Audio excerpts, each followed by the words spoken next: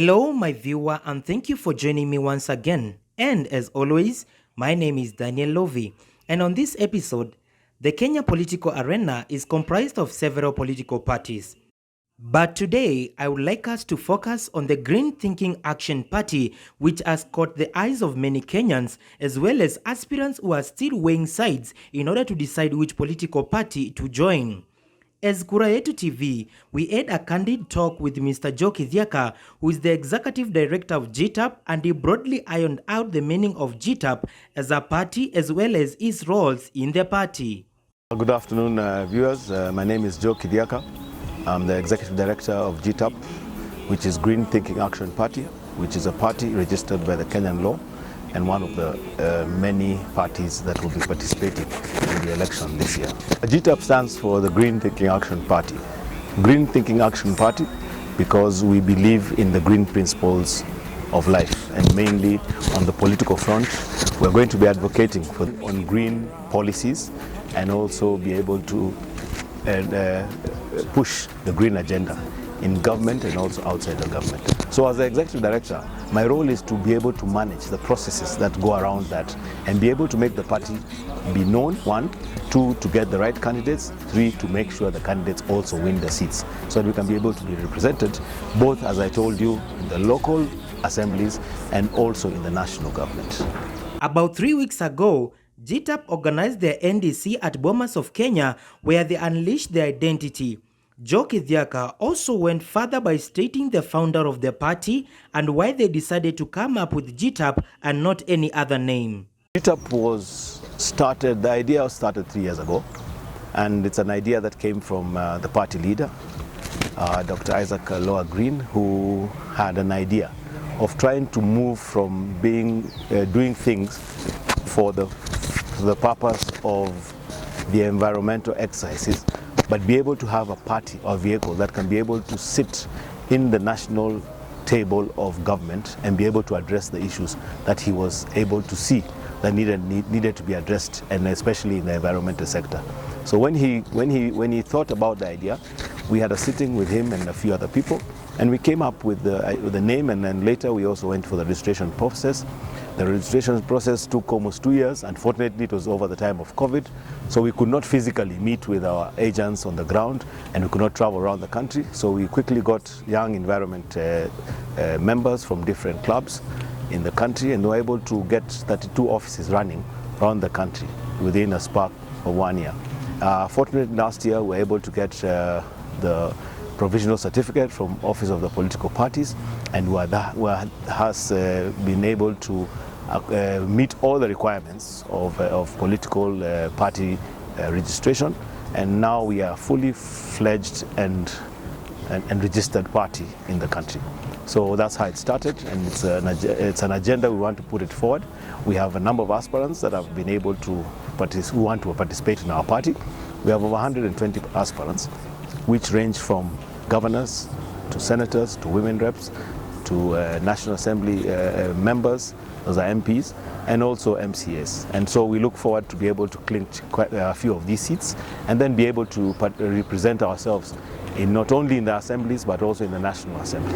In terms of green thinking, is that initially most people who started this party were all environmental people, and we thought it's important that we have a space on the table to speak about the environment.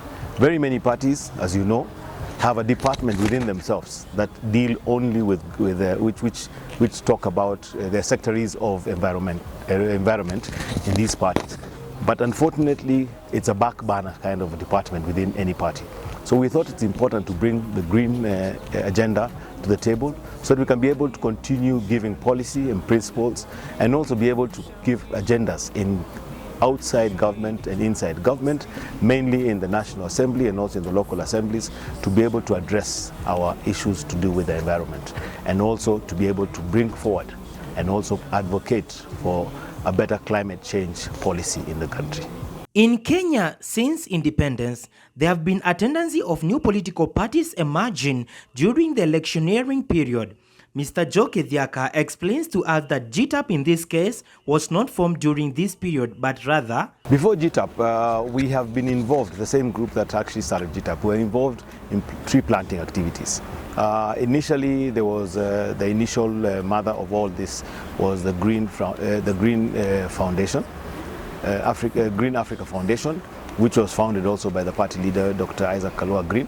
And thereafter, we also started doing Plant Your Age, which was an initiative of planting trees around the country to increase the tree cover to 40%. And then when we were doing that process, we realized that we could do a lot of activities of planting trees, but so long as there's no policy in government, then we'll have a problem. So that we came back and asked ourselves, why are we not having policies in government that protect the environment, and mainly the reason why we have climate change challenges. And we realized there's no one on the table speaking these issues. So we say, just like any other party, and you see other parties that have come, the Labour Party that fights for the workers, we decided let us fight for the environment and also the climate, by addressing it by actually forming a party, because a lot of things are political, or most things in this country are political. And for you to even get funding to do anything, for you to get even any attraction or traction into government, you have to be able to sit under a political table. And the only political vehicle we thought that could make us meet there was not the other political parties and their departments of environment, but for us to have a full-fledged green party, which will be able to look at good governance, be able to look at an inclusivity, sustainability, and be able to also have integrity, or people of integrity running the government. GTAP stands on three pillars, or rather the three pillars that we sustain on are: one, we're looking for ethical and effective governance. Number two, we're looking at a sustainable wealth creation. Number three, we're looking at how best we can have some dignity in the households. And by doing this, as the executive director of GTAP, I run the secretariat with a group of people who are very well experienced and also from high good professions, who assist in how we're going to take the one, communication, how we're going to take the information forward; two, how we're going to gather information through ICT and also through other ways of collecting data. Three, we have a strategic department which goes around and looks at how best can we be able to sustain all our principles. Four, we have an effective young creative directors who actually bring a lot of young, aggressive and progressive experience onto board. Currently, several political parties have joined efforts together to form coalitions. The executive director of GTAP explains whether GTAP has considered to join any coalition. That's a good question, because I think everyone is asking, even the aspirants are asking us the same question. And the question they're asking, what side of the coalition are you? But when you look at what is happening in Kenya now, I think there are two sides that everyone expects it to be in either or. One is the Azimio movement, and the other one is the Hustler movement. For us as a party, we want to be very neutral about who we work with at this time. Our concentration is to try and get those MCAs, those MPs, those women reps, those senators, those governors who can stand in our party, and give them the independence to be able to get their best candidate for their coalition, for their area. So for us, we felt it was not important at this time to get into a coalition, because we have people from all around the country. And I think the coalitions have divided the country. And so if you are from this region, you feel you have to have this candidate as your presidential candidate. And for us, what we're giving our candidates and members is freedom of choice. And then thereafter, after we finish the election, we shall be able to sit down and be able to sit on a table to either form government or get into a coalition that will be getting into government. Mr. Joe Kithiaka also concluded that GTAP has laid down strategies pushing the bus forward in order to shed lights in every part of Kenya. As GTAP, we've been going around the country to see our various aspirants and also to persuade people to join the party.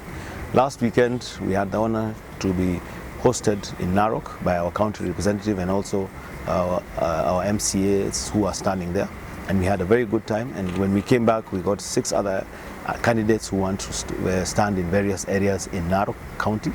We planned the same in Bomet County. We shall be going to the Bomet County to go and meet other aspirants. And we're going to do a country tour to be able to see how best can we support our aspirants. And mainly, we also want to say that on the 26th of March, we shall be doing a countrywide Plant Your Age activity of this activity, we expect to be able to have countrywide coverage on what activities we're doing to show what we are planning to do about the environment. With this, I would like to say climate change is real. You can see the kind of weather we are having. This is all attributed to climate change. And if we had policies that could protect the climate and also the environment, I think today we'd be speaking of better seasons than the seasons we're experiencing. We already have 32 offices out of the 47 offices. We have 32 physical offices. We're also planning to have 15 other satellite offices which we have already started engaging. So we expect to be in all the 42 counties, and these representatives are actually offices within the counties, and their work is to, one, be able to find out what are the environmental issues that are affecting the area. Two, we also sit down and also we do a lot of research. We have a research department and a strategy department to see how best can we address these issues. So our aim will be that apart from just talking about planting trees, we're also going down into the environmental challenges of these areas so that we can be able to address them. And addressing them is by also seeing how best can we take some of these things to a legal framework, which will be able to give policy direction, will be able to do to get some change of a direction in terms of how things are done. Like, I'll give you a very good example. We have a very big river that is dependent on in the eastern province, that is the Athi River. But it has a lot of congestion from the top, especially from the factories that are in Athi River. So those are kind of the challenges that we'd like to be able to address as a party, that we can be able to take this to a legal front, whereby we can be able to get these factories stop doing what they're doing, or get people charged for what they have done, because this goes downstream and is really affecting the environment, not only just the trees, but it's also affecting the water we drink and also affecting the air we breathe.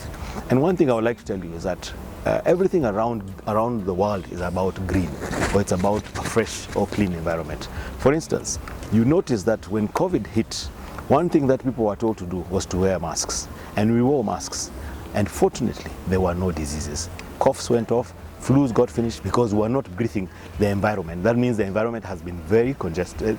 The environment has been very polluted, and so that's why a lot of diseases were coming from, and especially the airborne diseases.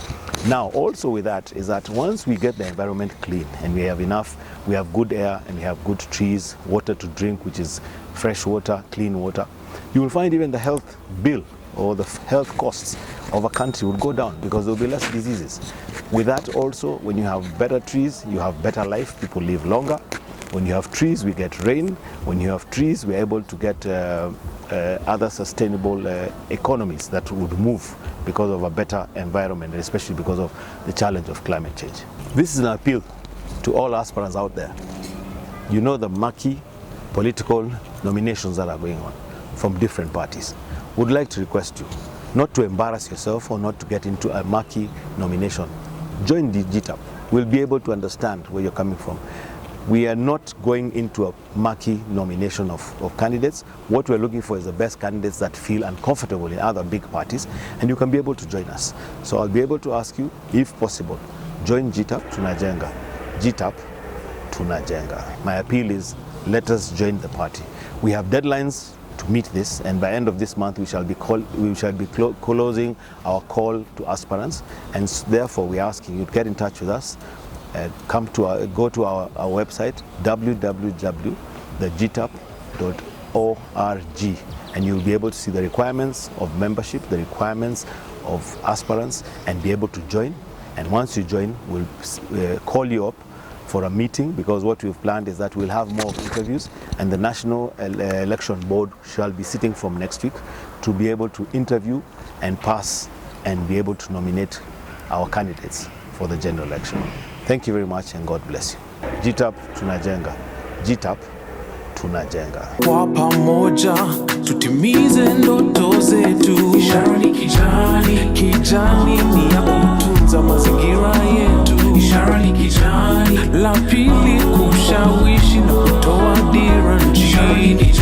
And to get more of this, it's only on KURAYETU TV. I've been your host, Daniel Lovi. Don't forget to share, like, and most importantly, subscribe to this YouTube channel. Thank you.